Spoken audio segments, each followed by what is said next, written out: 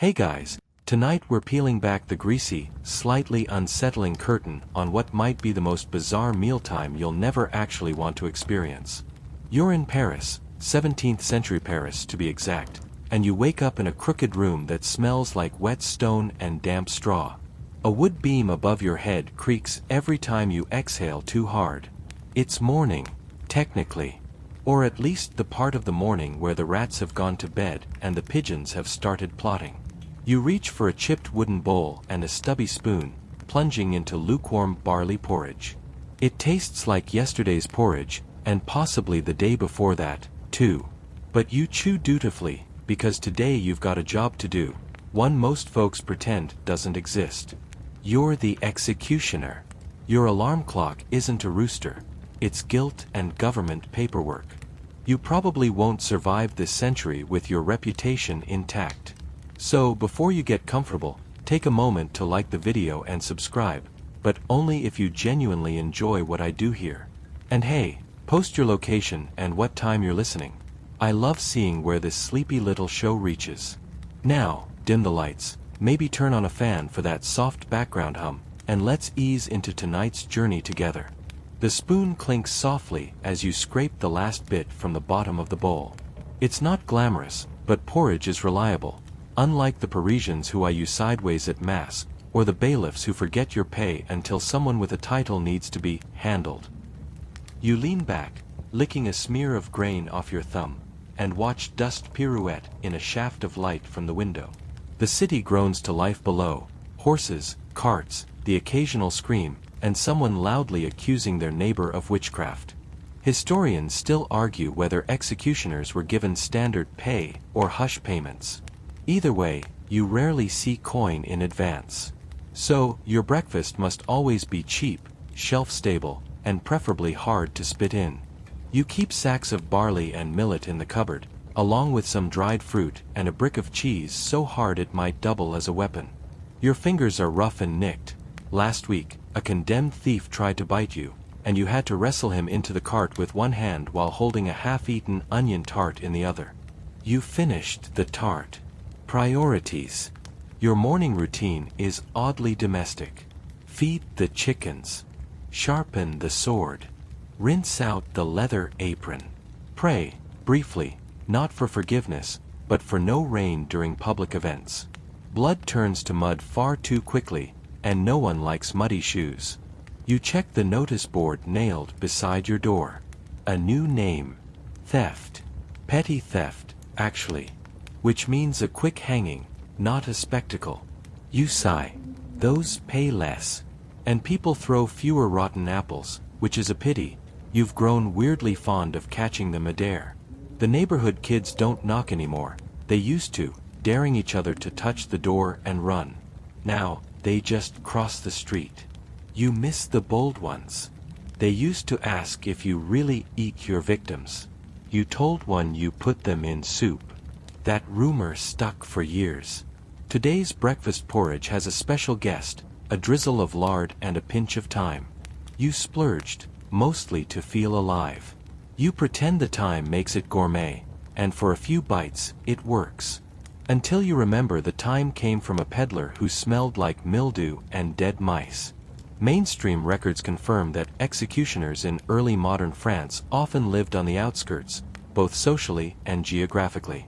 You're technically a citizen, but more like a citizen adjacent. You can't own land inside the city walls. But you do own this little shack, built from timber no one else wanted and nails slightly bent from prior use. People assume you feast on indulgent meals after a day's work, roasted meats, dark wine, some kind of sinister pie. The truth. You hoard root vegetables like a squirrel with trust issues. Turnips, onions, carrots, and you pickle everything. Not because you love the taste, but because spoilage is a luxury you can't afford. You set your spoon down and breathe deep. Outside, a bread cart rolls past, and the yeasty perfume is almost too much.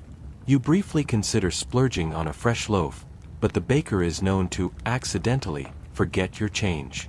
Last time, he gave you a loaf shaped like a noose. Subtle.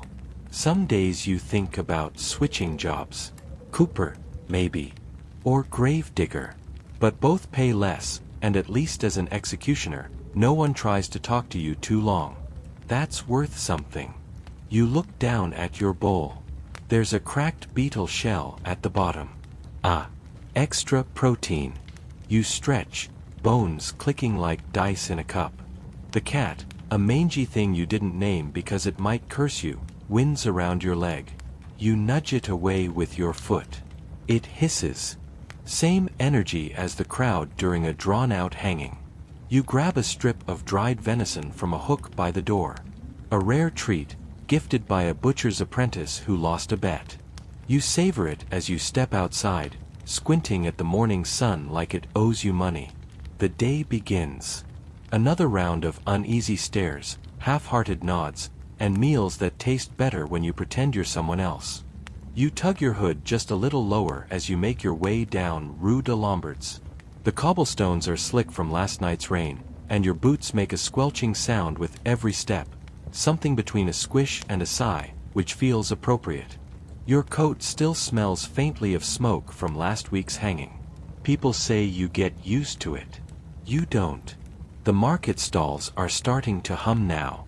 Fishmongers shout their morning prices, bread sellers thump their loaves for emphasis, and somewhere nearby, a chicken loses an argument with a cleaver. You walk on, pretending your path is casual. It's not.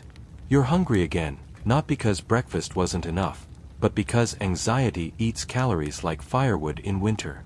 You pass the butcher's stall.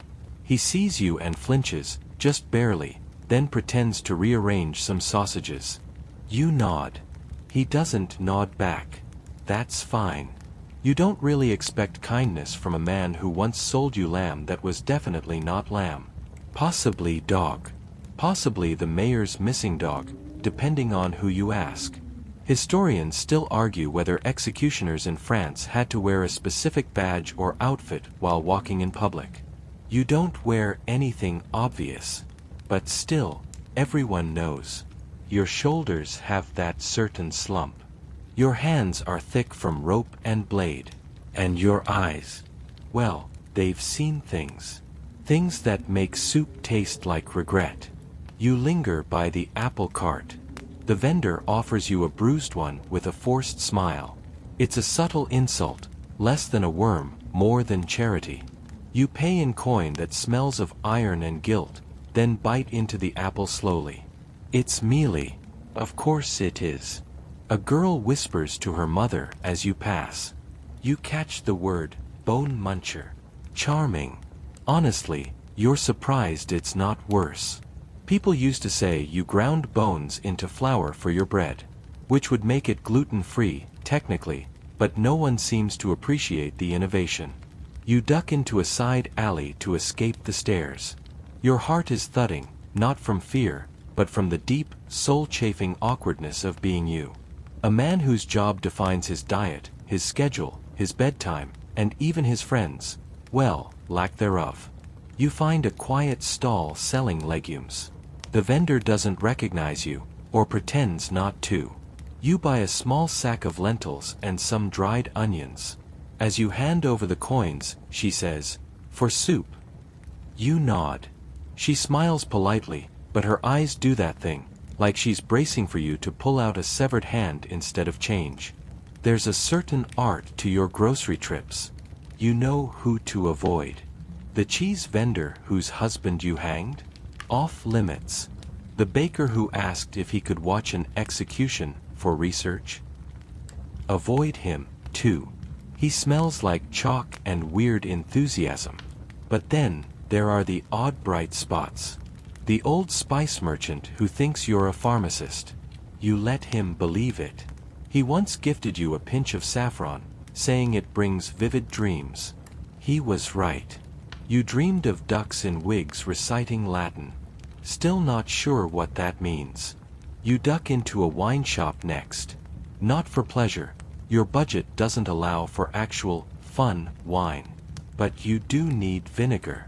The owner, a round man with beady eyes and suspiciously soft hands, grunts and points you toward the back shelf. You take a bottle that smells like it was brewed in a thunderstorm. People assume you drink to forget. But forgetting implies you can.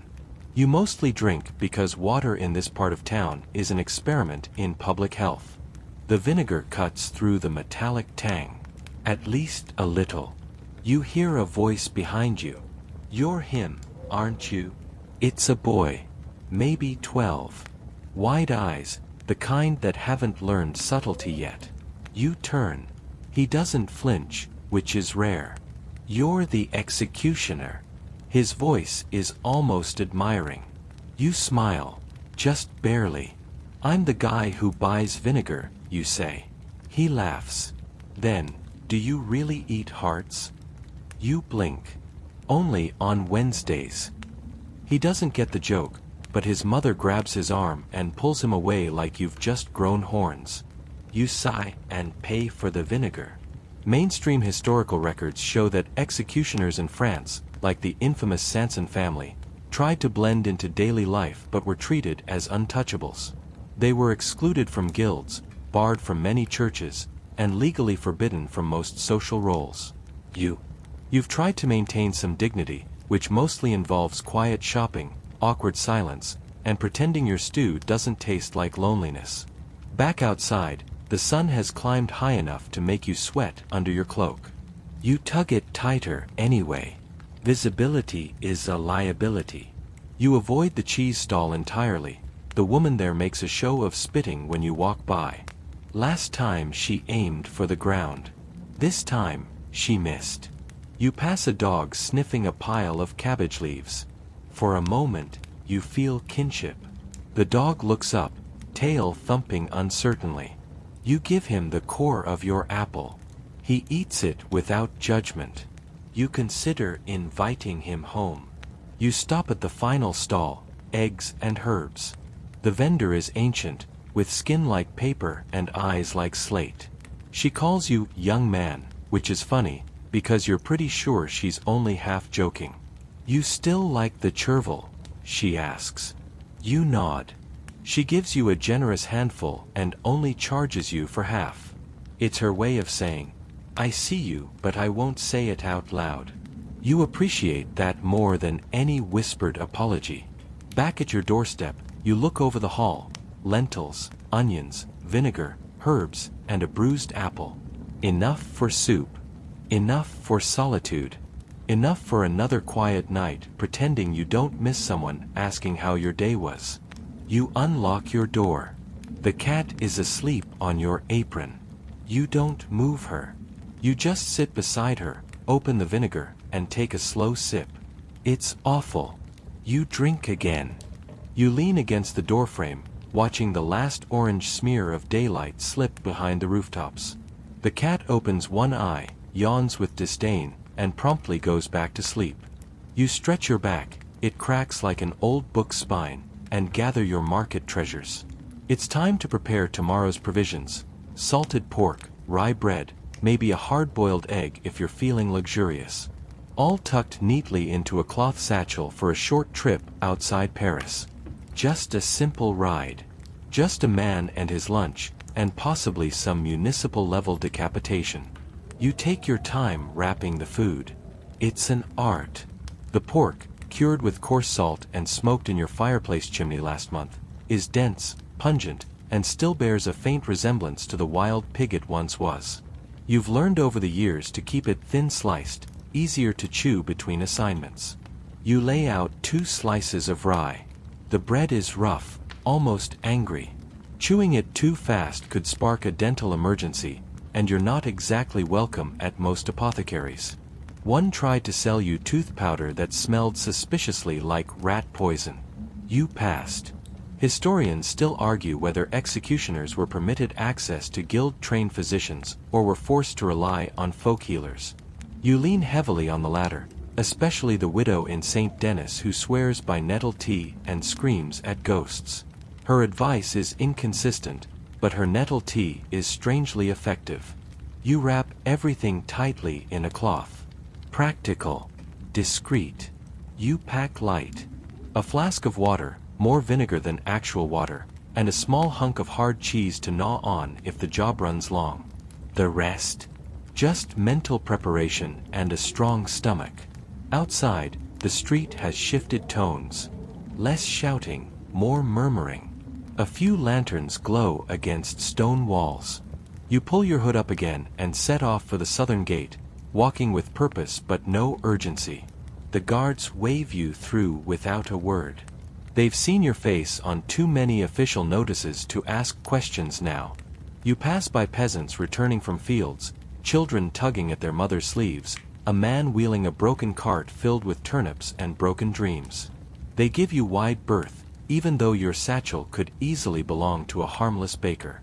But they know. Word travels faster than light when your job involves ropes and sharp steel. You reach the small cart waiting for you outside the city wall. It creaks under the weight of disuse.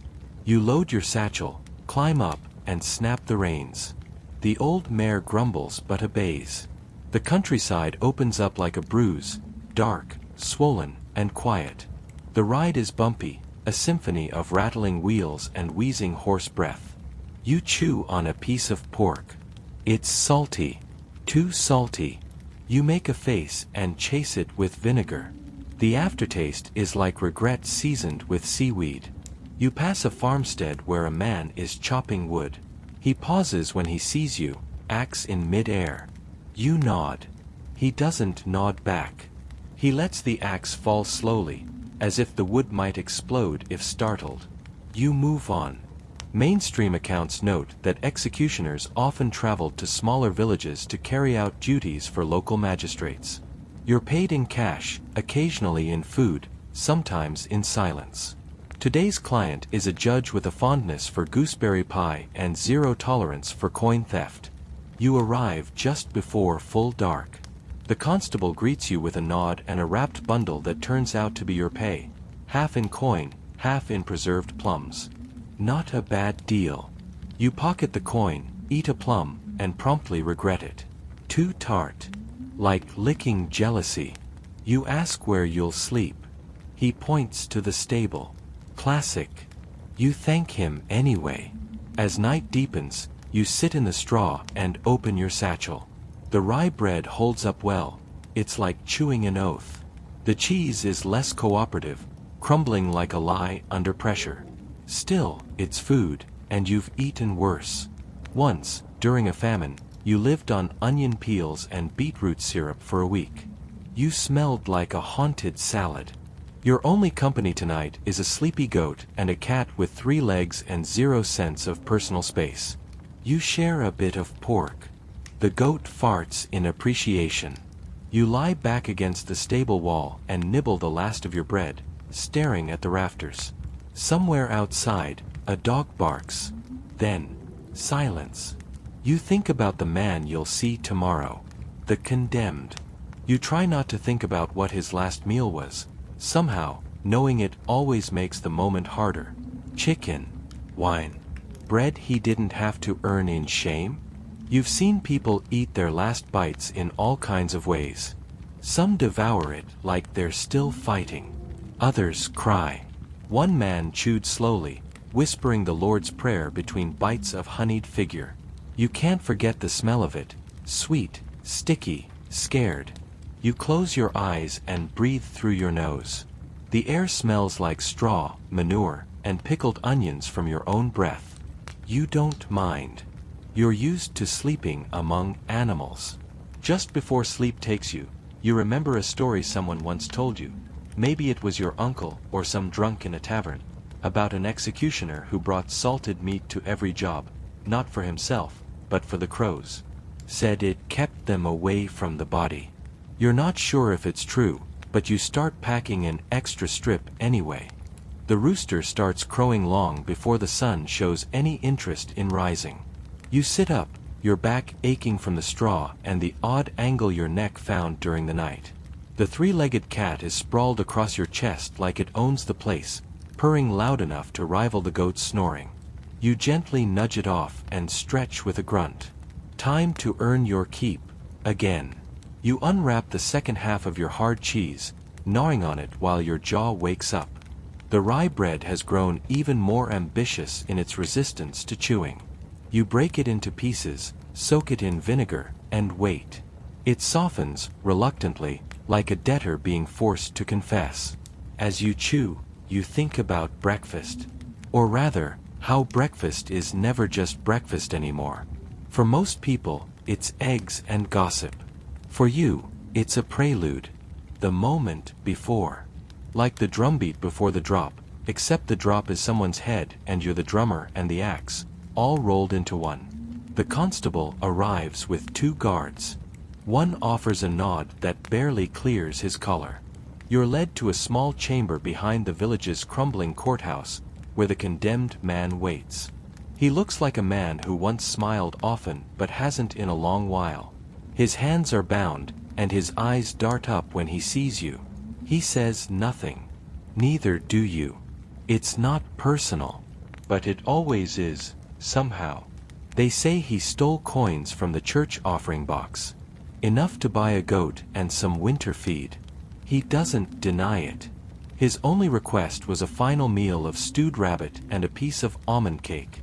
You note the choices. Rich, sweet, defiant. He wanted to taste something good before the end.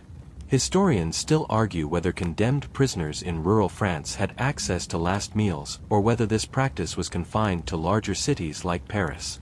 Either way, you've seen both, lavish spreads and dry crusts, depending on the judge's mercy and the prisoner's wallet. The man is led to the courtyard. The crowd is small, just locals and the morbidly curious. You set up quickly, hands moving with the calm efficiency of repetition. The blade is clean, oiled, and sharper than the gossip from your last job in Lyon. A boy in the crowd eats an apple as he watches.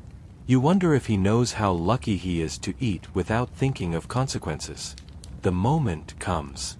It always does. You breathe in, then out. You do your work. The silence afterward is thick, like overcooked porridge. The villagers start to disperse. A few avert their eyes. Some don't bother. The constable hands you your remaining pay in a leather pouch. You nod. You wrap the blade, stow your tools, and walk back to the cart. You do not speak for the next hour. On the road again, you pull out a strip of pork and chew slowly. The salt cuts through the metallic taste in your mouth, not from blood, but from adrenaline. You chase it with a sip of vinegar. It burns. Good. Mainstream historical records confirm that executioners often traveled alone and were expected to return home immediately after completing their tasks. You know this routine well. The countryside always looks the same after a job. Trees too quiet, birds too cheerful, air too clean for what just happened. By midday, you stop at a shaded clearing to eat properly. You sit on a fallen log and unpack your lunch. Lentils in a wax-sealed jar, cooked yesterday, still warm from the sun. You open it carefully. The smell is earthy and faintly herbal. You smile. It's not joy. It's survival dressed in gratitude. You sprinkle in dried chervil and sip some vinegar. The taste isn't great, but it reminds you that you're alive, and that's something. Once, you considered carrying wine instead. But wine softens the edges too much. You need your edges. A butterfly lands on your hand, bold as anything. You watch it flutter, then lift off again, unbothered. You envy that. As you finish eating, you find yourself thinking about food more than usual. Not just today's fare, but how much of your life revolves around what you eat, where you get it, how people react when you buy it. You've lived entire weeks planning meals around who will sell to you without spitting in your face. There's a running joke, well, maybe it's just a thought, that your meals are always a little too quiet. No laughter. No clinking of glasses. Just chewing, swishing, silence. You wonder what dinner would taste like if shared with someone who didn't flinch at your name.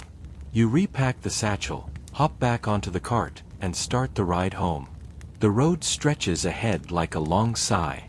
You chew another piece of rye bread. It fights back. You don't mind. Everything else in your life does, too. On the edge of town, you stop by a stream to rinse your hands and splash your face. The water is cold, honest, and probably filled with things you'd rather not name. But it does the trick. You stare at your reflection. You look older. Not in the eyes.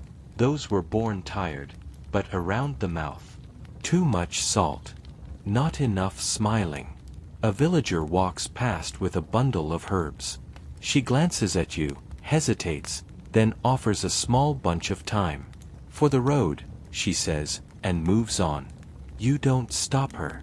You just accept the offering, hold it in your hand like it's something sacred, and inhale. The scent is sharp and comforting. You tuck it into your satchel. It'll go well with lentils. The cat is waiting when you get home. She meows once, annoyed you left her. You scratch behind her ears and unpack your bag. The plums have softened during the trip. You bite into one. Still tart. Still oddly satisfying. You warm the lentils on your hearth, toss in a bit of thyme, and stir slowly. The smell fills the room. It's simple food. Honest food. Food that doesn't care what you do for a living. You sit down to eat. Just you, the cat, and the faint sound of someone playing a lute down the alley. You pretend it's for you. The next morning, you're awoken not by the cat, who's curled contentedly on your chest like a furry paperweight, but by the smell of your own souring vinegar jar. You forgot to seal it, and now your entire home smells like ambition gone bad. You groan, stretch, and immediately regret it. Your shoulders still carry the weight of yesterday's ride and the quiet. Breakfast is leftover lentils, now congealed into a single, wobbly entity. You heat them anyway, breaking them up with a wooden spoon and tossing in more thyme because it makes you feel civilized. You eat slowly, staring out the window at the crooked alley, wondering how many people are actively pretending not to know who you are this morning. They always pretend harder after an execution. One butcher turns his back when you walk by, pretending to rearrange sausages. A baker avoids eye contact by overflowering his counter like it's a whiteout. But the cheesemonger? He always nods. You suspect he's just too lazy to be superstitious. You need eggs today, and butter if your face isn't recognized. So you put on your wide-brimmed hat, pull your cloak close, and set out like a villain in a children's rhyme. The marketplace is alive, for better or worse. Vendors shout, kids laugh, someone somewhere is arguing about turnips like it's a sacred mission. You squeeze past a cluster of nuns, and one actually blesses herself at the sight of you. You offer a polite nod, like maybe you're just coming from confession yourself. You reach the egg vendor. He eyes you, recognizes you, pretends not to. You pretend to count coins longer than necessary. The exchange is wordless but smooth. You wonder if he washes the eggs after you touch them. Probably. You score a small slab of butter too, miracle of miracles, and decide that today, you'll eat something warm and indulgent. An omelette. Imagine that. Like a noble. Or at least a well-fed mercenary. You stop by the herb woman, the one who talks to her pigeons like their family. She doesn't flinch when you approach. Instead, she says, you want chives today, like she's read your stomach's mind. You buy a bundle, thank her, and slip her an extra coin. She winks, then curses someone under her breath, possibly the pigeons. Back home, you crack the eggs, watch them sizzle in butter, sprinkle the chives, fold the omelet like it's a letter to yourself. It smells divine. You sit down and eat slowly, with reverence. The cheese you add melts into little golden threads. You smile. For a moment, you are not a man who ends things. You're a man who makes good eggs. Historians still argue whether executioners in 17th century France lived on the fringes out of choice or necessity. Some believe it was both, a cycle where fear created distance, and distance bred secrecy. You're not sure anymore. But you do know that a warm breakfast helps. After the meal, you spend time oiling your tools.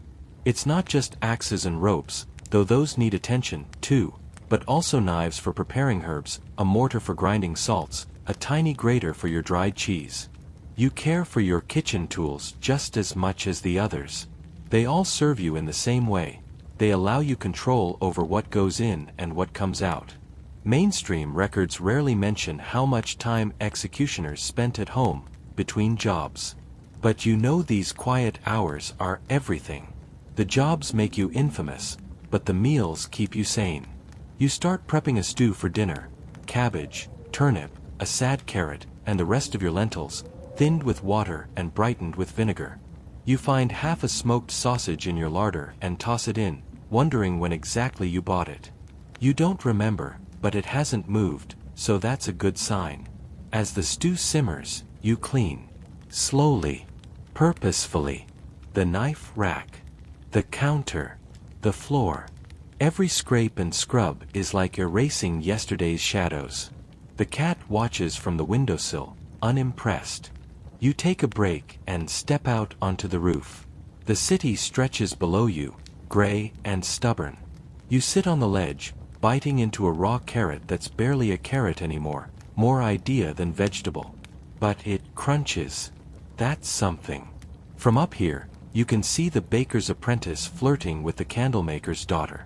She's pretending not to be interested. He's pretending to be confident. You smile again, then catch yourself. It feels strange to smile twice in one day. You return to your stew. The scent is thick now, comforting and almost festive. You ladle it into a bowl and sit by the fire, letting the heat reach your fingers first, then your belly. You eat slowly, knowing this might be the best part of your day. You think about the first time you cooked for yourself. Really cooked. Not just boiled something in desperation. You'd just been appointed, the job passed down, of course, and your hands wouldn't stop shaking for a week. You tried to make bread. It came out like a stone. You cried. You never told anyone. Now, you make food that holds you together. Stew with thyme. Pork with mustard seeds. Even nettle soup when coin is low and your gut is louder than your pride. There's a joy in it, this quiet alchemy. You take raw things and turn them into something better. Something warm. Unlike your other job, where things only go in one direction, toward endings. You set aside a small bowl of stew for tomorrow, tuck the rest away, and lean back in your chair. The cat jumps into your lap, stretches luxuriously, and begins a long, loud grooming session. You sigh. It's a good sound. Tomorrow, there might be another message from the city guard. Another journey. Another name to forget. But tonight, you've had a warm meal and a quiet room. And the stew was pretty decent, too. You fall asleep in the chair, a bit of cabbage stuck to your sleeve, and the fire humming low like it's singing you a lullaby no one else ever hears. You wake with a distinct feeling that something is burning, not in a dangerous, run-for-your-life way, but in a low, accusing sort of way. The fire's smoldered down to a pile of glowing guilt, and your stew pot is crusted over like it's taken a personal offense to being forgotten overnight. You scrape the edges and mutter an apology to no one in particular. Even the cat looks disappointed. Breakfast is modest today. Rye crusts soaked in watered-down vinegar, and a plum that's more ambition than fruit. Still, you chew slowly, letting the tang wake your mouth. You're halfway through when there's a knock on the door, 3 soft raps, followed by a pause, then 2 quick ones. You sigh. That pattern never brings good news. You open the door and find a courier, young, out of breath, and clearly trying to avoid eye contact. He hands you a sealed note and backs away like you might bite. The seal bears the mark of a regional magistrate. You know it well. He has terrible taste in cologne and always requests extra vinegar-soaked cloths at executions to deal with the smell. The message is brief. A nobleman's cousin has been found guilty of treason. You're to be in Alls in 5 days. Bring your tools. And a black coat. You look out the window. Rain clouds are already gathering, like they knew before you did. You make a list in your head: travel food, spare boots, more vinegar. Maybe a few preserved lemons if the market vendor hasn't decided you're cursed again. Packing for these trips is oddly satisfying.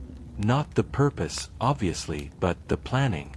There's a comfort in preparing, like if you fold your cloak just right, you might also fold away the dread. You gather hard cheese, salted pork, a jar of pickled onions, and a wrapped loaf of barley bread that smells faintly of last week's hearth smoke. You tuck in a handful of dried herbs and the last of your good vinegar. You also bring a small packet of candied fennel seeds, your one frivolity. They're sweet and strange and make your breath smell like someone who reads poetry. Historians still debate whether executioners were paid enough to afford such travel luxuries, or if many relied on foraging and local charity. You know that while your purse isn't overflowing, your reputation ensures you're rarely robbed, and never twice by the same person. You hitch your cart, now lovingly named Beatrice for reasons long forgotten, and begin the journey. The road to Alls is muddy and lined with wild fennel and thistles. Your boots are soaked within the hour. Lunch is taken under a crumbling stone arch, once part of a Roman road, now a monument to potholes. You unwrap your cheese, chew slowly, and listen to the rain tap out secrets on the canvas overhead. You share a bit with a passing dog who looks like he's fought a fox and lost. He sits beside you, politely accepting crumbs like a noble in exile. You think about your upcoming client. A cousin to a noble. That usually means a softer rope, a cleaner blade, and 3 times the paperwork. You've learned that the higher the rank, the longer the ceremony. There's always someone insisting that dignity be preserved, usually by making your job more complicated. Mainstream accounts tell us that executions of nobility were often private affairs, with decorum emphasized over swiftness. You once worked a noble hanging where the guest list included a harpist and a tray of sugared almonds. The condemned ate 6 before the gallows. You remember because you stole 2 afterward. Almonds are expensive. The rain finally breaks, leaving the air damp and smug. You gather your things and press on. By dusk, you reach a small tavern that allows you to stable Beatrice and sleep in the loft, provided you don't scare the other guests. You agree. You're not much for conversation anyway. Dinner is a shared table of stew and coarse bread. You eat silently, watching a farmer complain about beet thieves and a peddler lie about Spanish silk. No one looks at you too closely. That's the beauty of being nondescript until you're not. You slip a coin to the kitchen girl for a bit of hot water and soak your feet in a battered tin tub. Bliss. You nibble on your candied fennel, letting the sugar soften your tongue. You try not to think about the job ahead, but of course you do. You sleep on hay that smells faintly of mouse and dream of turning into a tree, rooted, silent, and finally still. Morning brings weak sunlight and stronger bread. You eat quickly, tipping your bowl to get the last of the stew. It tastes like onion, regret, and a hint of rosemary. You tuck a piece of bread into your satchel for the road, thank the innkeeper with a nod, and carry on. Along the way, you pass a field of artichokes and wonder who eats them this far inland. You once tried an artichoke in Marseille and spent an hour trying to eat it wrong before someone took pity and showed you how. It tasted like earthy disappointment and effort. You snack on pickled onions as you ride. Sharp, pungent, enough to wake your senses. The road winds through olive groves, and you fantasize briefly about retiring in a place like this. Warm breezes, good oil, maybe even a garden. You imagine yourself growing herbs instead of wielding axes. The thought lingers longer than it should. By mid-afternoon, you stop to rest in a copse of trees. The light filters through the leaves like gold dust. You unwrap your barley bread, layer it with pork and pickled onions, and take a bite. It's delicious. You chew slowly, not because you have to, but because it deserves it. The textures, the salt, the vinegar tang, it's the closest you've come to a celebration in months. A sandwich, yes, but also a quiet rebellion against the rest of your life. You hear a bird call. You think it's a magpie. You've never been good with bird names, but you know this one sounds like it's mocking you. You tip your bread in salute. Fair enough. You finish eating, brush crumbs from your lap, and sigh. All's is still a day away. Enough time to think. Too much time, really. But you ride on, stomach full, mind racing, cloak flapping like it knows a storm is coming. You arrive in All's just as the market is closing. The air is thick with the scent of crushed herbs and warm goat cheese, and the street pavers are slick with the day's leftovers, wilted parsley, trampled grapes, something suspiciously egg-like. You guide Beatrice through the alleyways with one hand on the reins, the other gripping a wax-sealed letter of commission you've already read twice too many times. The guard at the city gate pretends not to recognize your coat, but he's suddenly very helpful. He even calls you master, which always sounds odd when uttered by someone holding a spear with jelly on his tunic. You're shown to a modest house near the edge of the old Roman amphitheater, stone walls, mossed roof, and a back room with enough space for your tools. The landlady offers you a polite nod, and the fastest curtain glance you've seen all week. You're used to it.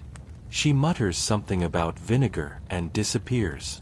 Dinner is what you brought: salted pork, half a round of rye bread, and a turnip you forgot you owned. You shave it into curls like it's something fancier and chew slowly, eyes on the flickering candle.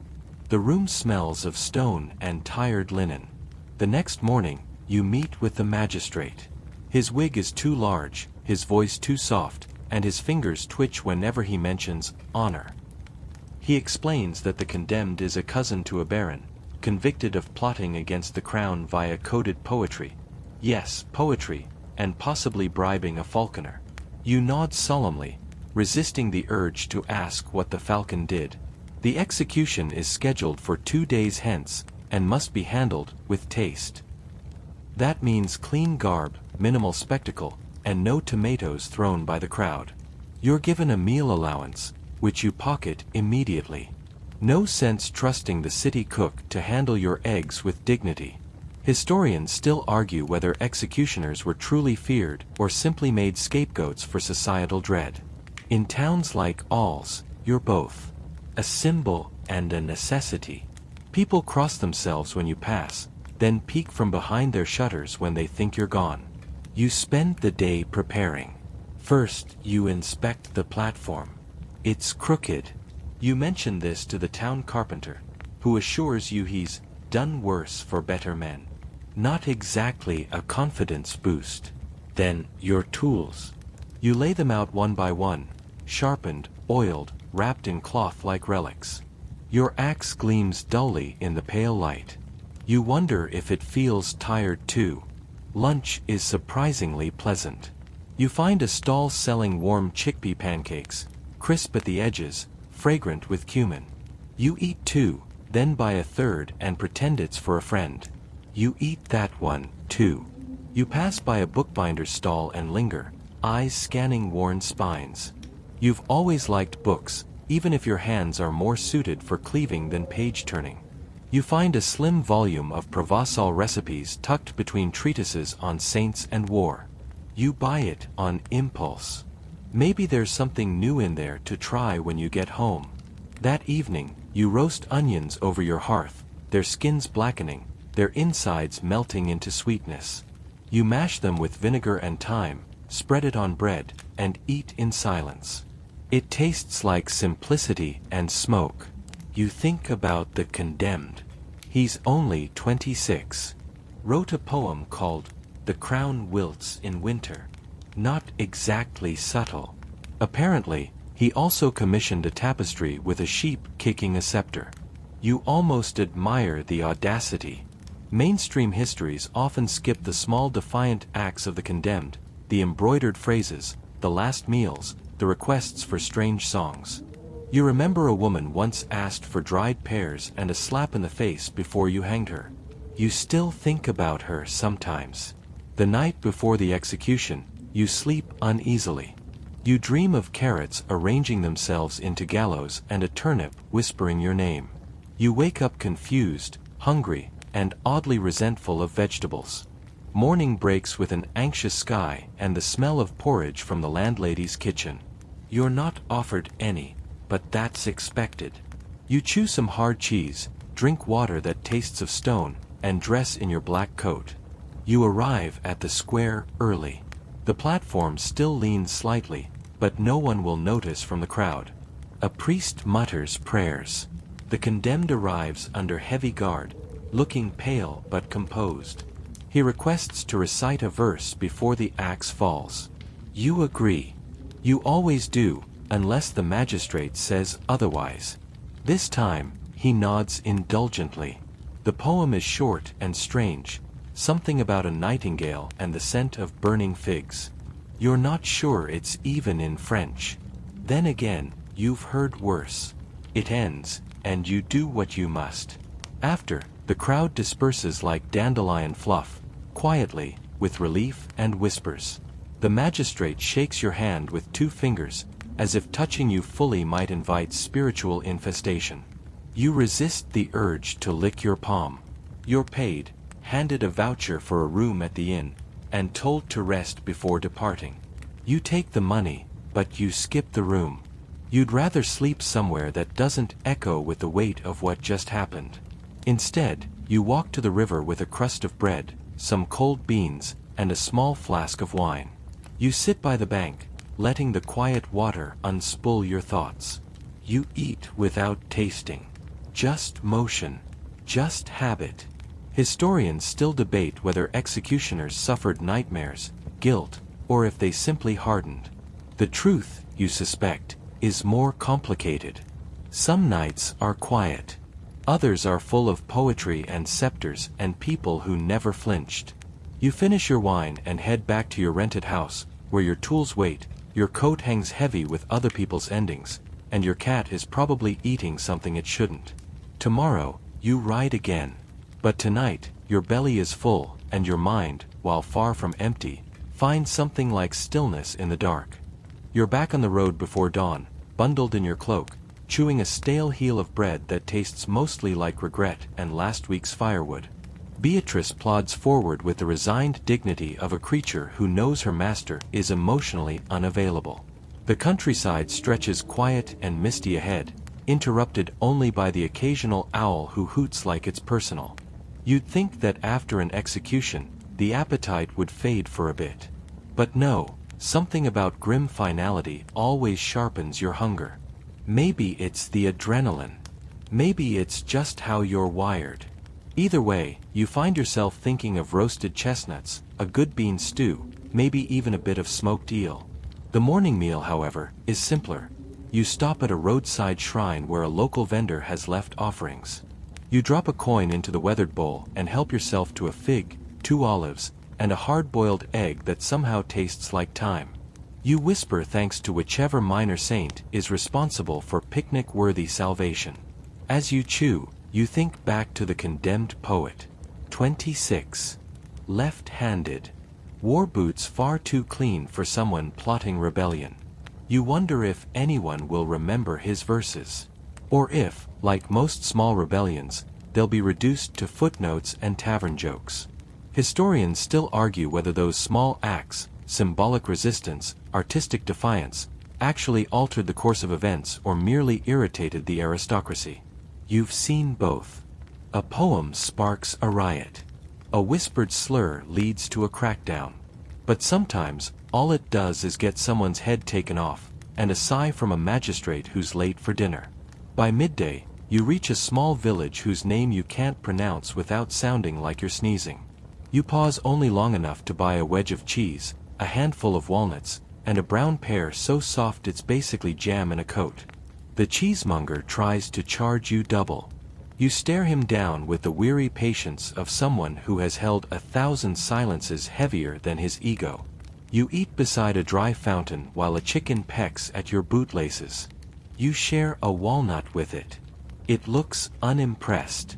This village used to be known for its wine, you recall. Then a blight hit the vines and all that remained were pickles, goats, and persistent optimism.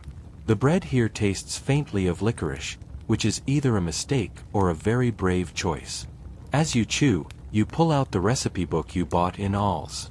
There's a page stained with oil that suggests a stew of ox tongue, leeks, and dried cherries. You consider it. Maybe one day. For now, you underline it with the edge of your nail and tuck the book away. That night, you camp near a ruined watchtower. You make a small fire, roast the last of your chestnuts, and brew a bit of tea from dried sage and apple peel. It tastes medicinal, in a good way. Like you're tricking your body into believing it's being cared for. You sleep deeply, lulled by the crackle of fire and the smell of earth. You dream you're in a feast hall where everyone's wearing masks of food, one guest with a cabbage head, another with trout for eyes. You wake amused and mildly hungry. The next town is larger, louder. You're recognized within an hour. Not because of your face, but the way people glance down at your boots, note the worn edge of your satchel, the scuff on your coat's cuff. An executioner walks like someone always measuring rope. You're offered work, too. A thief caught with a bishop's ring. You decline. Not your jurisdiction. And besides, your mind is on lunch. You find a small tavern with a crooked sign and a menu nailed to the door. You order the stew of the day, which turns out to be lentils with garlic sausage and more rosemary than anyone requested. It's delicious. You mop the bowl with coarse bread and pay extra for a pickled egg. The egg is so vinegary your jaw tightens involuntarily. You love it. Mainstream history rarely comments on how much vinegar shows up in executioner diets.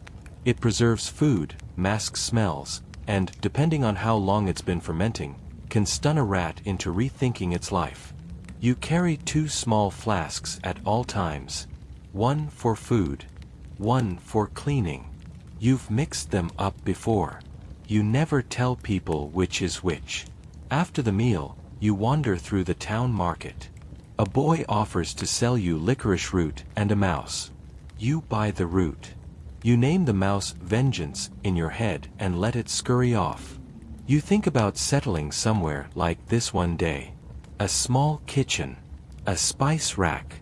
No gallows in the backyard. But then you remember the look of the magistrate's face in Alls. The need, the relief, the way he shook your hand like it absolved him. You are necessary. Not wanted. Not liked. But needed. And that's a strange kind of power. You rest at the edge of town that night. A dry stable. Hay that doesn't itch. Bread with something close to butter. You read from your recipe book again. There's one for tripe soaked in wine, then fried with apples. You gag quietly, then bookmark it anyway. One must stay curious. Historians still debate whether executioners were ever respected in their own time. In public records, you're called fonctionnaire. In taverns, they call you other things. But the old woman who sold you the pear today nodded as if she understood something others didn't. Maybe that's respect. Or maybe she was just relieved you didn't cough on her goat. The next morning, you stretch your arms, sniff the air, and decide it smells like soup weather. You pack your things, feed Beatrice a wilted carrot, and begin again. The road is long, but your stomach is full, and there's a breeze that makes the journey feel, for once, like less of a burden. And somewhere up ahead, probably, someone is burning dinner. You leave the town with the light of morning catching the last vestiges of fog, and the promise of a quiet day ahead. The air is still cool, brushing against your face like a reluctant friend who isn't quite ready for goodbyes. The road stretches before you, long and straight, like an old argument you can't quite finish. Beatrice's hooves tap a steady rhythm, almost meditative. There's something comforting about the predictable sound. It's a beat that doesn't care about your past or the heavy cloak you're carrying. Just one step, then another and another. It's the kind of rhythm you could lose yourself in. A rhythm that lets you forget for a while that you're bound to a life where silence is both a friend and a warning. Your belly's still full from last night's meal. Simple, satisfying. Garlic sausage and lentils have a staying power that bread and cheese can't match. The taste of rosemary lingers on your tongue, stubbornly clinging to the edges of your thoughts. You lick your lips, then regret it. The tang of garlic is sharp in your mouth, reminding you why the tavern keep had to offer you a new mug of wine to wash it all down. By midday, you pass a weathered sign marking the outskirts of a village you've never heard of. A hand-painted scrawl beneath it reads, "Careful. People disappear." You smile faintly, not because you believe it, but because you know this village will have a story, and likely more than one. There's always a story. You pause in front of the village, sitting for a while at the edge of the forest. You watch the shadows shift across the landscape, waiting for the wind to give you its word. It's one of those moments when the world feels big and full of possibilities, and you're just here, letting the minutes pass without hurry. The breeze, however, carries with it the scent of burning wood, a smoky reminder that someone is making lunch, or something else entirely. The village seems quiet when you arrive, a thin trail of smoke curling from the chimneys like an invitation. You enter with your eyes half open, letting your senses drift through the village as if testing the air. It's the kind of place where everyone knows everyone, or pretends to. The houses are crooked, old, with gardens half-kept and gates hanging loosely. The windows watch you like eyes in the dark. You're greeted by a young man, his voice steady but wary, who offers to guide you to the inn. You decline. He seems surprised, then offers directions in a way that suggests you've already been here long enough to be considered part of the furniture. You wonder if that's how people see you these days. The perpetual stranger in the background, always drifting in and out like a shadow cast by someone else's worries. The inn itself is dimly lit, with a smell of stew wafting from the back. You're not hungry, at least not for stew, but you're tired of traveling without company. It's quiet enough here to remind you of home, where the only noise came from the wind and the occasional argument from the neighbors. The innkeeper's wife, a woman with a face as round as the full moon, greets you with a nod. She mentions the special of the day, which, of course, involves cabbage. You nod back, but you've long ago learned to treat these kinds of offers with caution. Instead, you ask for water, which she brings with a smile and a question about your business. "It's nothing really," you say, waving a hand. "Just passing through." Her gaze sharpens for a moment, just long enough to be noticed, before she steps away, her feet barely making a sound on the wooden floor. You find a seat by the fire, feeling the warmth sink into your bones. The flames crackle softly, and you let your thoughts drift in rhythm with the fire. What do you expect from places like this? A fresh start? A change of scenery? A place where people know nothing of your past life, where you can pretend you haven't just made someone's heart stop beating. You take a slow breath, the heat from the fire mixing with the cool air creeping through the cracks in the door. You reach for your bread, the edge crusted and dry, but somehow comforting in its simplicity. The chew is steady, and you can't help but think about the strange things people eat for comfort.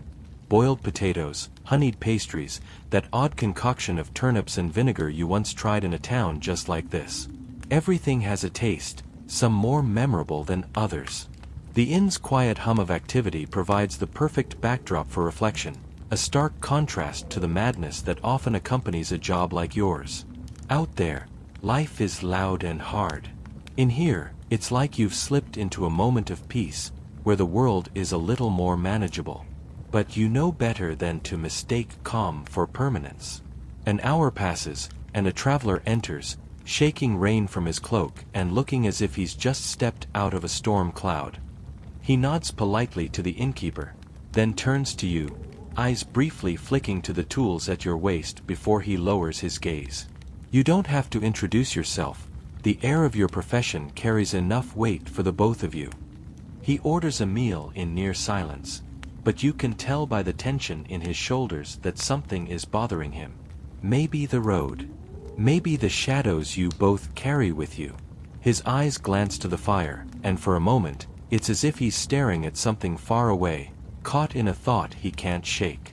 Historians still argue whether executioners were ever part of a greater social order, or if they were merely isolated anomalies, fitting awkwardly into a society that needed them but couldn't quite accept them. You often think about that. Maybe that's why you can never stay anywhere for long. People know what you are, just a man with a trade that nobody likes to talk about. The fire crackles, and the traveler's silence seems to deepen. Maybe it's his turn to be alone now, you think. The evening rolls in, slow and uneventful. The stew, when it arrives, is predictably cabbage-heavy. You take a spoonful, making a face as it touches your tongue. It's good, but only in the way that meals are when you're too tired to argue with them. You decide you'll leave at first light. No need to linger in a place that only offers quiet and the smell of boiling cabbage. It's not your kind of peace. You're a man who moves, not stays. Tomorrow, the road calls again. Tomorrow, you'll be just a little farther from this place, a little closer to whatever's next. And that's the way it's always been. The sun rises on a quiet, gray morning, the sky draped with thick clouds that give no hint of color. You pack quickly, leaving behind the unspoken air of the inn that had whispered secrets to you through its walls. The innkeeper waves, his face drawn with unasked questions. You return the gesture with the barest of nods, slipping out through the door before the village is fully awake. Beatrice shifts beneath the saddle as you mount, her coat damp from the early mist, but her pace is steady. It's a good day for riding, cool enough for comfort, still enough to hear the earth beneath your horse's hooves. You let your thoughts float with the rhythm of the journey, just like yesterday, just like every other day. You're not in a hurry. There's no need to rush. As the village fades behind you, the landscape opens up to a stretch of wild hills, where the ground rises and falls in lazy waves. It feels like a forgotten place, wild and untamed, and for the first time in weeks, the road ahead feels almost peaceful. It's not often you find yourself looking forward to the quiet, but today, the stillness is welcome. Midway through your ride, the smell of burning wood catches in the air, followed by the unmistakable scent of smoke. A fire, likely distant, yet it's enough to make you pause, eyes scanning the horizon. The clouds are heavier today, threatening rain, but you don't mind. A good downpour might clear the air. You keep riding, but the smell stays with you, clinging to the air like an unwelcome reminder that something, someone, might be just a little too close. You pass a cluster of cottages hidden in the curve of the land, their chimneys puffing thick clouds of smoke into the morning. No one greets you, and you don't expect them to. Travelers are never meant to be part of these places, just passing through like shadows. A dog barks in the distance, and its sound echoes strangely in the empty landscape, as though even the animals here know the value of silence. The road begins to climb, and Beatrice's pace slows as the incline grows steeper. You urge her on, feeling the slight ache of muscles long unused to anything but flat terrain. The wind picks up, chilly against your skin, and you pull your cloak tighter around you, eyes on the path ahead. There's something calming about the rhythm of the climb, the gentle push that makes everything else seem further away. Up here, it's just you and the land, stretching out in front of you like a forgotten promise. You reach the top just as the first drop of rain lands on your cheek, cool and soft. A light drizzle begins to fall, turning the earth beneath Beatrice's hooves into a patchwork of mud and moss. The clouds gather above you, thick and heavy, as if pressing down on the world itself. You stop at the crest of the hill, the rain tapping softly against your cloak, and look back at the road you've traveled. There's nothing here but the stretch of land, the occasional farmhouse, and the steady rhythm of the rain. It's peaceful, and for a moment, you forget what you are. The last meal lingers in your stomach, a reminder that you, too, are human. The smell of wet earth fills the air, and for the first time in a long time, you don't feel the weight of what you've done. Just the sound of the rain, the feeling of the earth beneath you, and the quiet that so often eludes you in the bustling towns you pass through. It's funny, really, how easy it is to forget what it means to just exist. To feel the rain fall, to breathe the air, to hear the distant bleating of a sheep lost in the hills. It's easy to lose yourself in the weight of your trade, in the endless cycle of movement from one place to the next. But here, with the world spread out in front of you, it feels like there's room to breathe again. You're not sure how long you stay there, watching the rain fall. It could be minutes, or it could be hours. Time slips away when you're not thinking about it, like a song you only realize you've been humming after it's ended.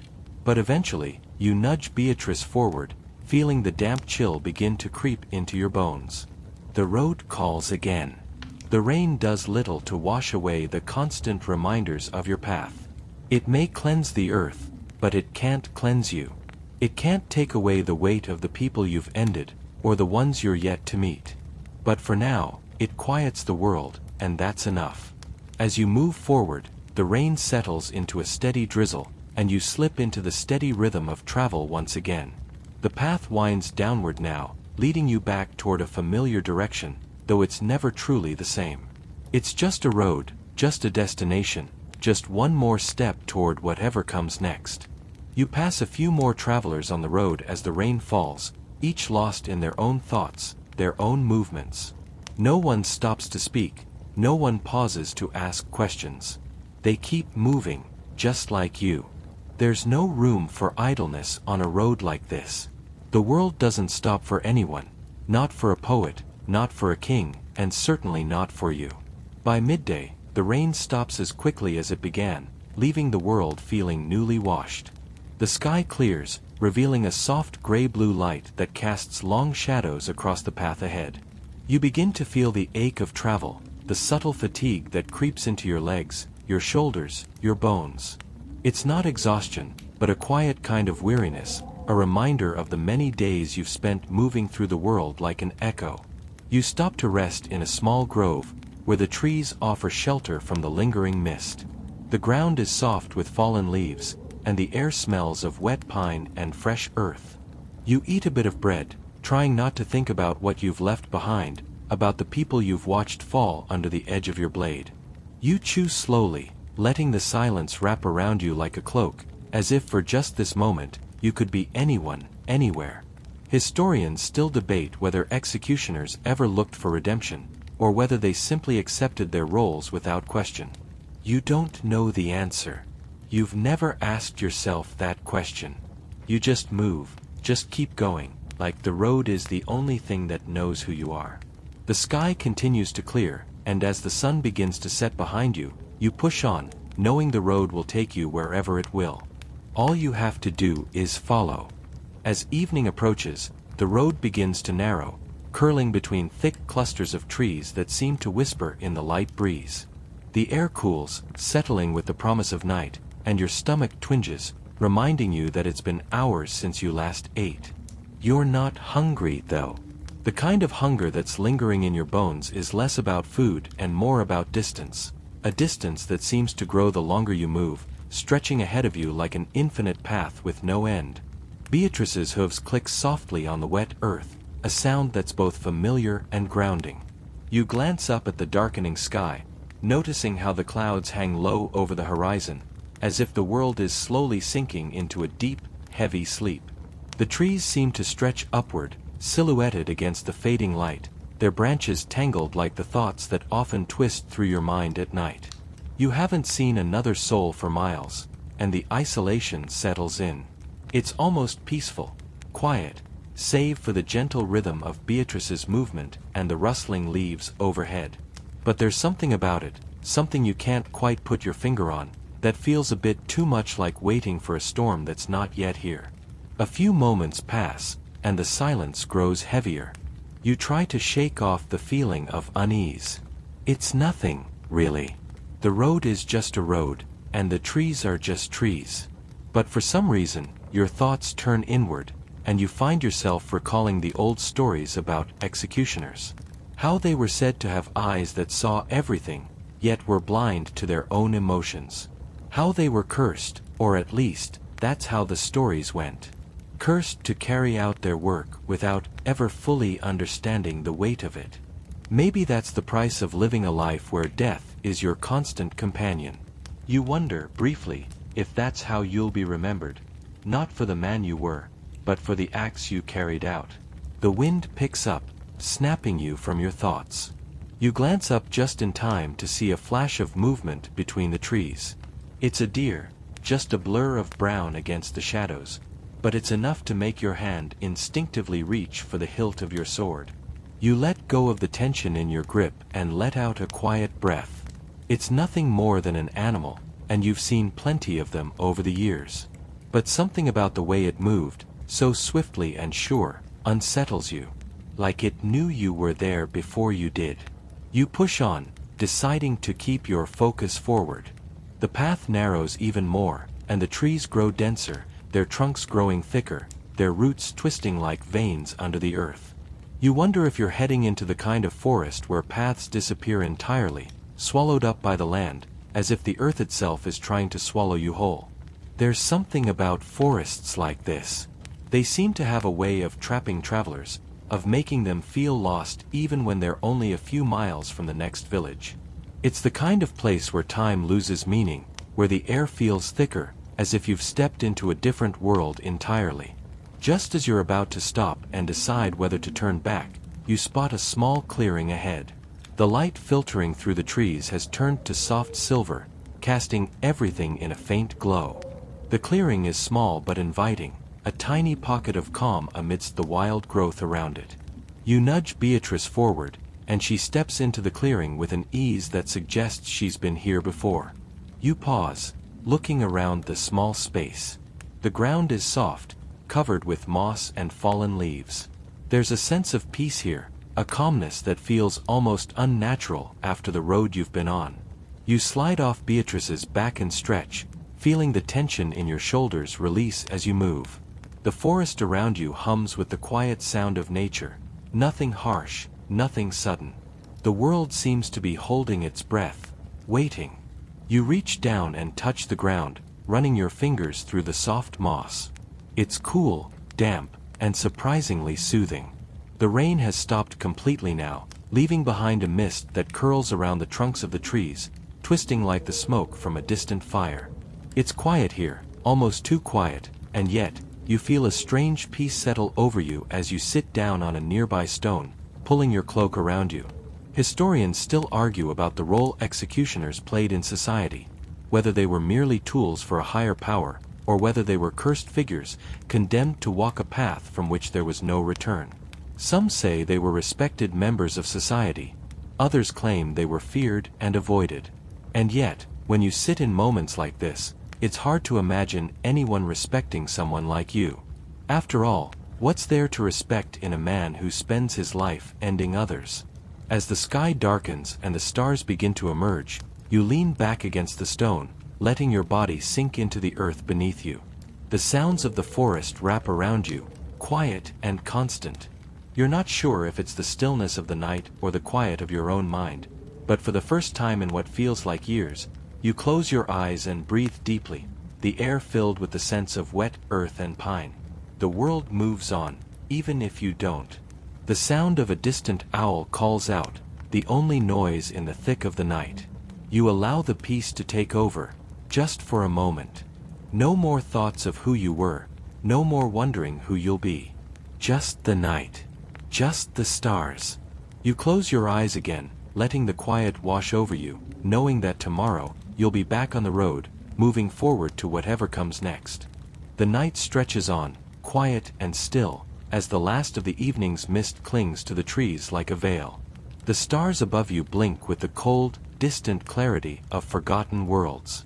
You haven't felt this calm in a long while, like time itself is taking a breath, letting you exhale with it. The usual restlessness inside you seems to have dulled to a soft hum, a distant memory of a man you used to be.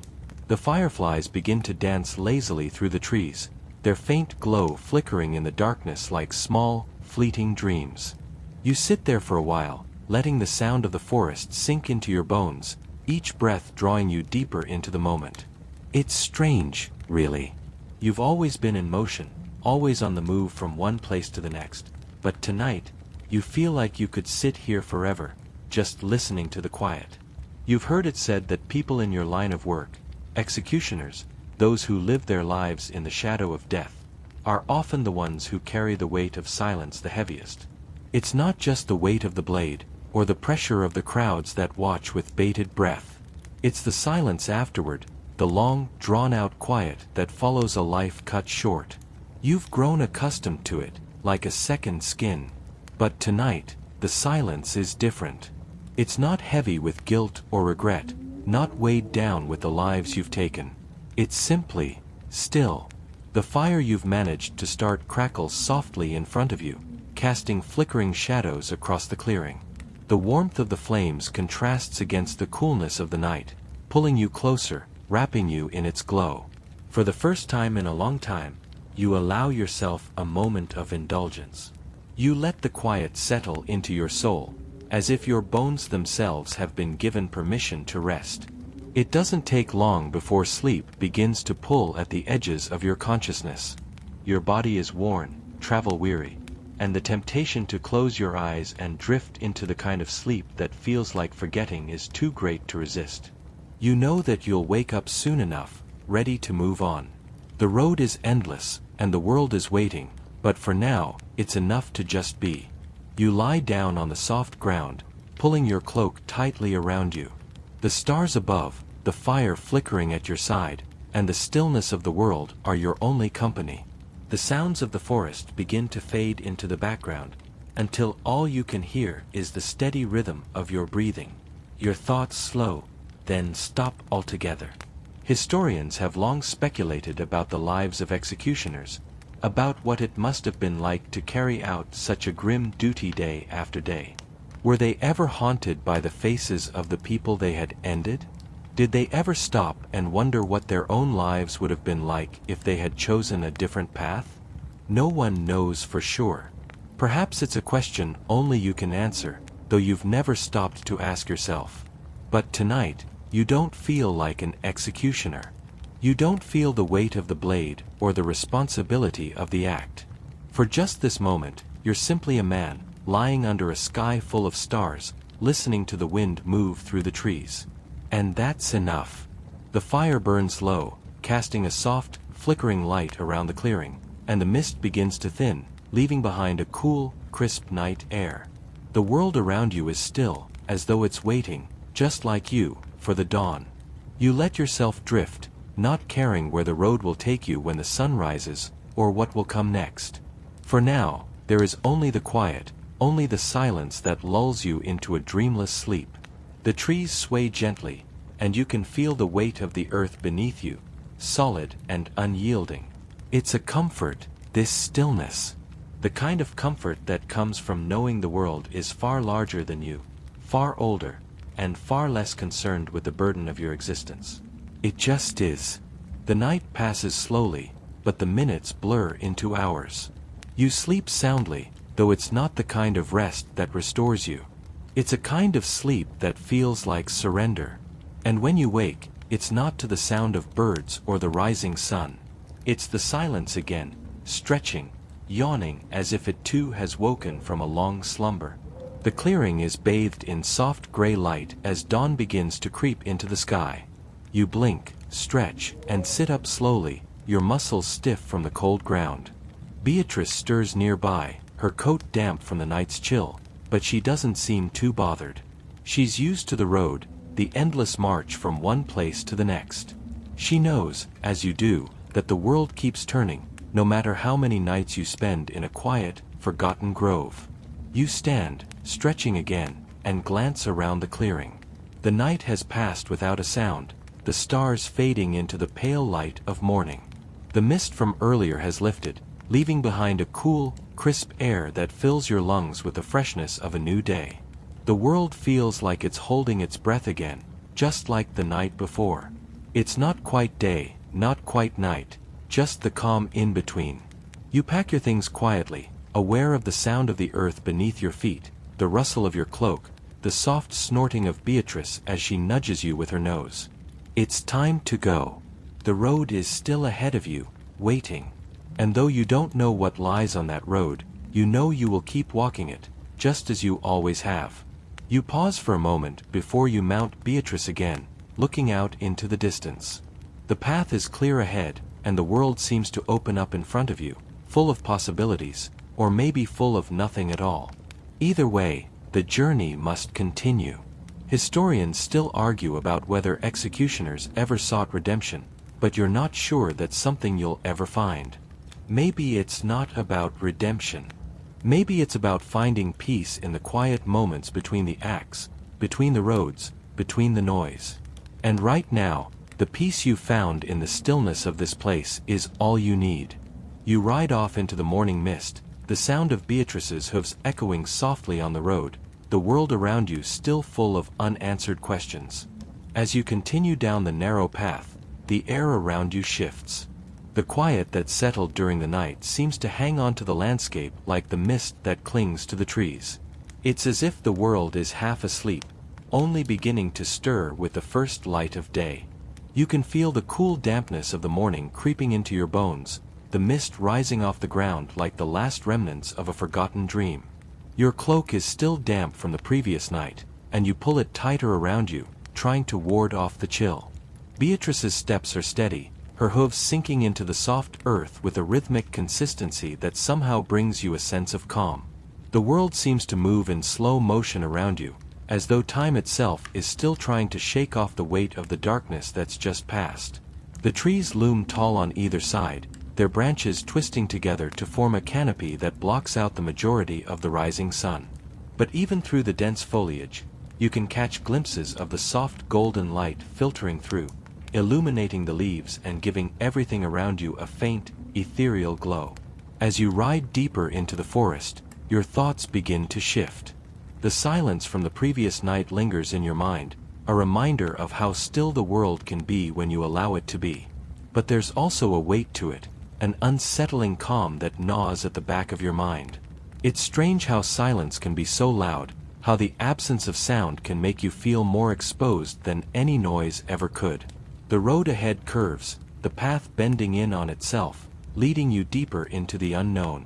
The trees become thicker, their trunks twisting and gnarled, their roots sprawling like dark veins across the earth. You wonder if the forest has always been like this, if it's been here for centuries, quietly watching travelers come and go, standing as a silent witness to the world's fleeting changes.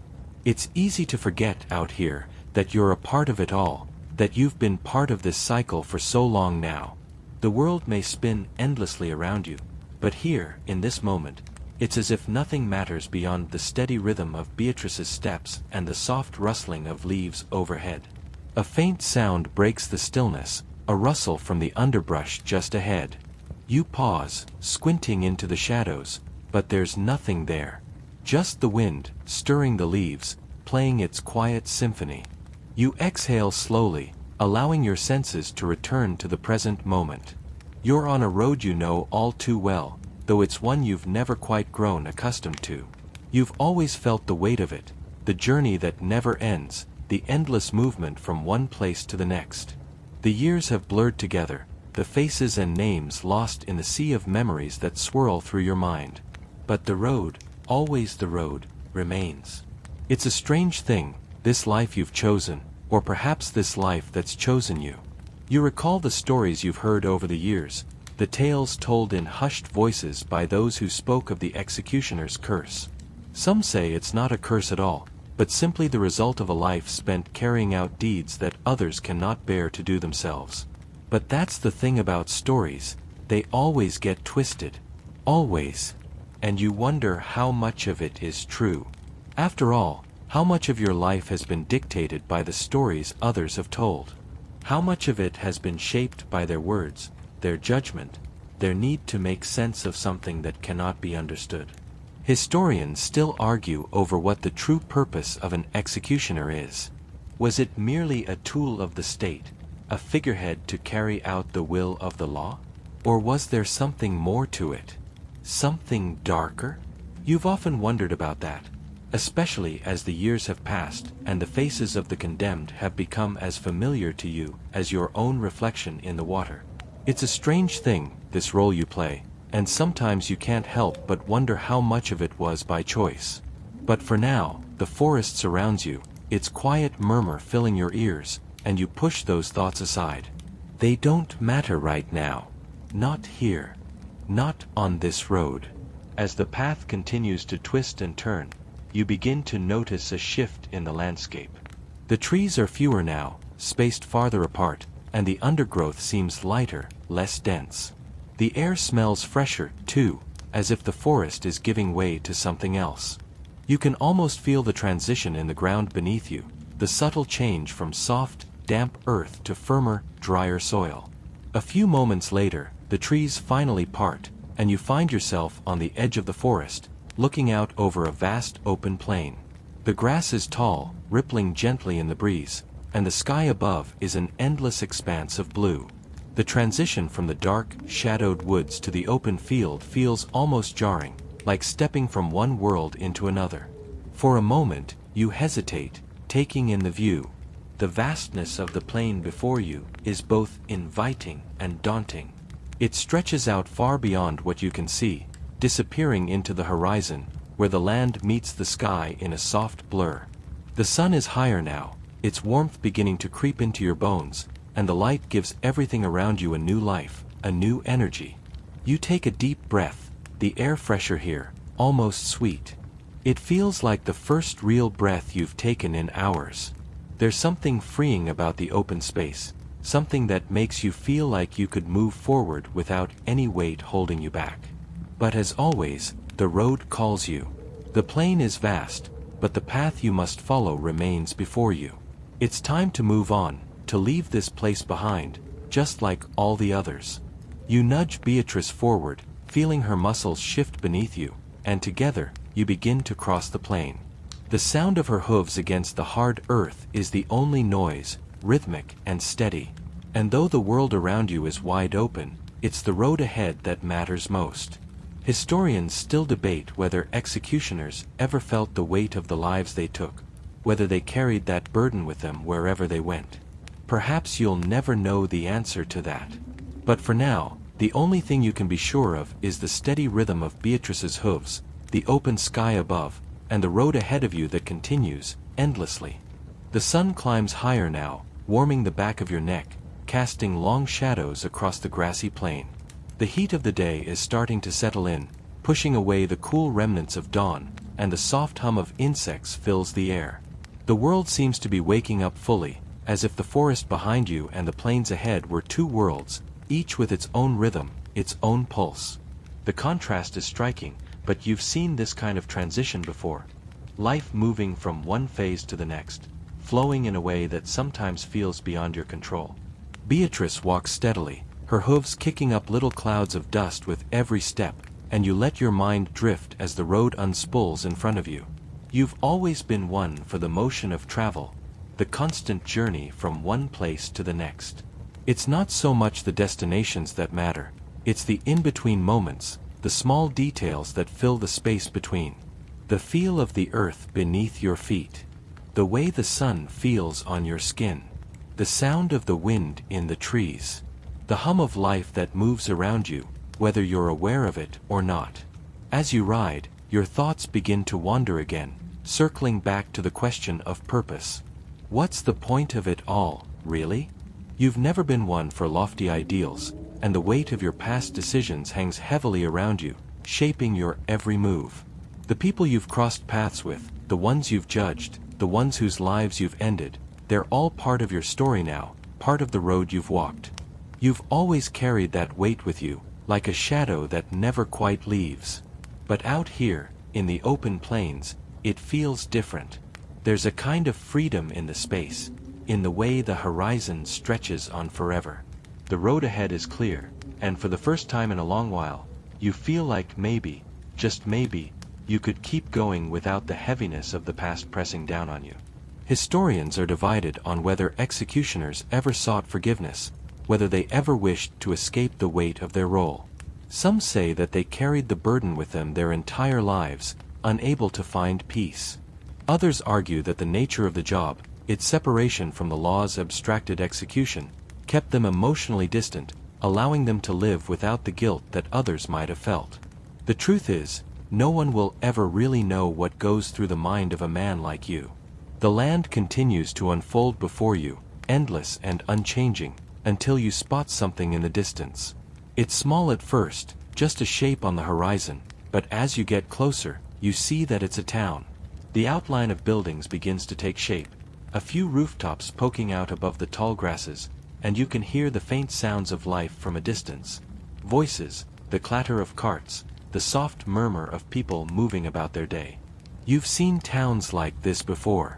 The ones that dot the map, little more than stops along the way, places to resupply or rest before heading to the next. There's no real connection to any of them, not for you. They're just stops. Just blips on the map that fill the space between the more significant moments, the moments of your real life. You ride closer, and the town starts to feel more real, more immediate. The streets are dusty, the buildings are simple, but the people here seem to carry on with the kind of normalcy that you'll never quite understand. They don't know you, don't know what you've done, and in a way, that feels like a relief. There's a certain peace in being anonymous, in blending into the crowd, just another traveler passing through. But there's something else, too. Something that gnaws at the edges of your mind as you approach. It's the same feeling you've had whenever you've entered a new town before, the sense that you're being watched, that people know more than they let on. It's a feeling that comes with the territory, one you've grown accustomed to, but it's still unsettling. The weight of a past like yours tends to leave traces, and no matter how far you travel, no matter how many miles you put between yourself and the things you've done, those traces are always there, hovering just below the surface. You stop at the edge of the town, gazing down the dirt road that leads to the heart of it. The sounds of the town continue to fill the air, and you can see the shapes of people moving about their business, unaware of the stranger who has arrived on horseback. They don't know you, don't know your story, and for a moment, you envy them. You nudge Beatrice forward again, the sound of her hooves once again filling the air as you ride into the town. The streets are quieter now, the morning bustle settling into a more muted rhythm as the sun climbs higher in the sky. You pass by the marketplace, where a few vendors are setting up their stalls, the smell of fresh bread and meat wafting through the air, mingling with the faint scent of earth and dust. The town isn't much, but it's enough. Enough to provide a brief respite, enough to allow you to blend into the crowd for a while, to escape the weight of your past just long enough to breathe. Historians have written about the quiet lives of executioners who, after leaving the job behind, disappeared into the anonymity of the world. Some say they found peace, others that they lived in constant fear of being recognized. You wonder, as you pass through the town, whether you'll ever find that peace. Maybe it's not something that can be found, not for someone like you. Maybe it's just a matter of survival, finding your place in the world, even if it's only for a moment. For now, you take a deep breath, letting the familiar smells of the town fill your lungs. The road continues to stretch ahead, and you know that, soon enough, you'll be moving on. But for now, in this quiet moment, it's enough to simply be here. The town around you seems almost too calm, too ordinary for someone like you to be passing through. The steady hum of life fills the air, the murmur of conversations spilling out from doorways, the laughter of children chasing each other through the streets.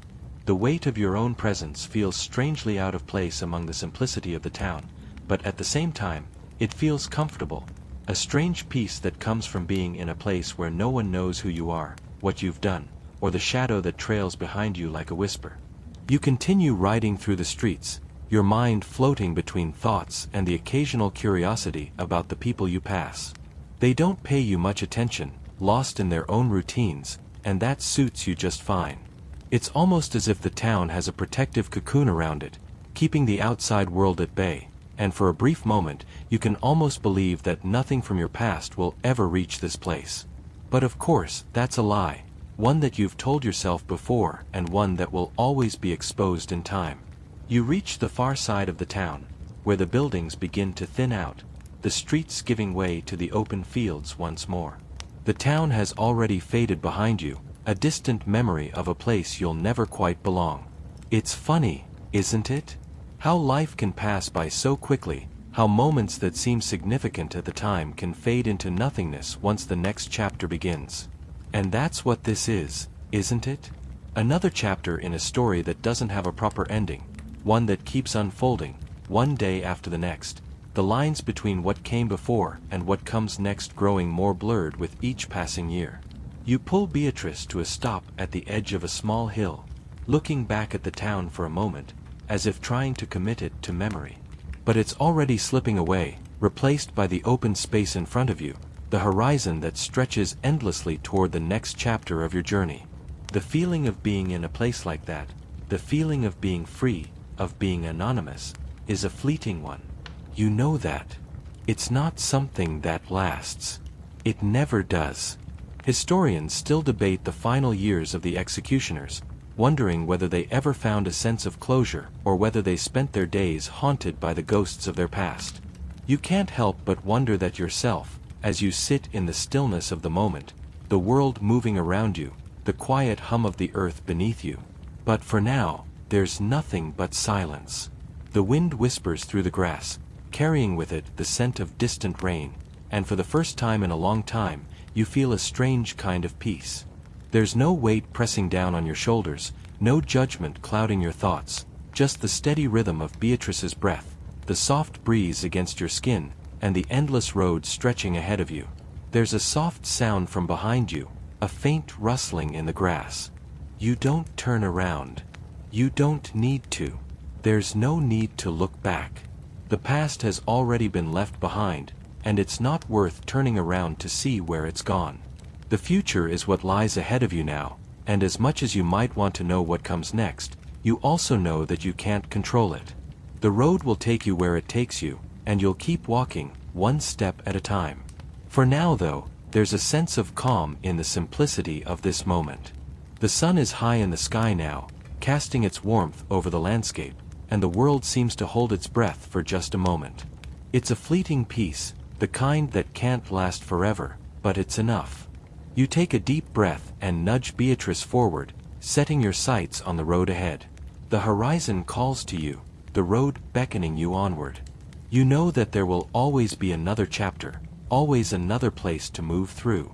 But for now, this moment is yours.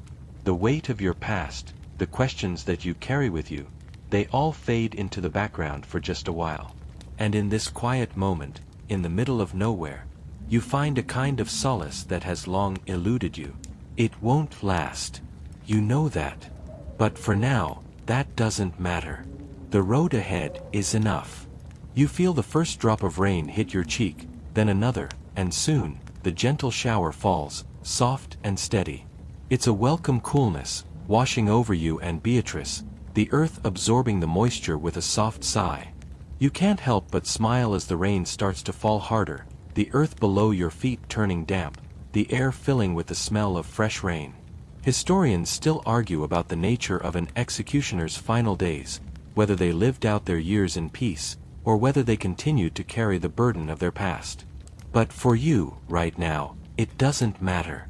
Right now, all that matters is the road ahead, the rain, and the endless journey.